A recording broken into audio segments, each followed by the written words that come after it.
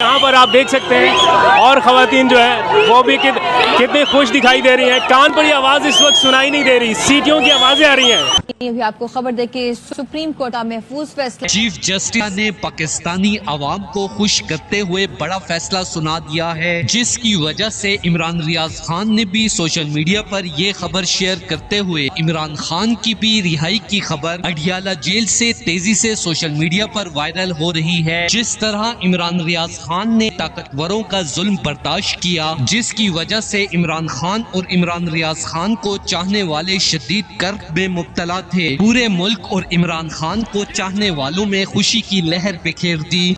As I said, personally, I apologize for this. I will take it up and try to take it further. But I want to underline, and क्योंकि सब बैठे हैं और वो समझते होंगे कि इस तरह ही शायद जजमेंटें इम्प्लीमेंट नहीं होती सुप्रीम कोर्ट की, ऐसा नहीं है। सुप्रीम कोर्ट की जजमेंट्स बिल्कुल इम्प्लीमेंट होती हैं और यही स्ट्रक्चर है आइन का भी।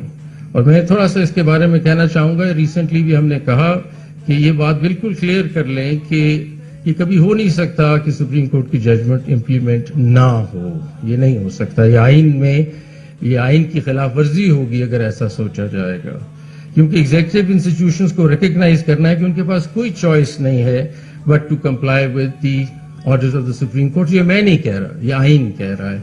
आइन का ये स्ट्रक्चर है और ये अथॉरिटी ड्रॉ करती है सुप्रीम कोर्ट आइन से, किसी और डॉक्यूमेंट से नहीं। किसी के पास चॉइस नहीं है कि वो बयान करे कि ठीक नहीं है या गलत है।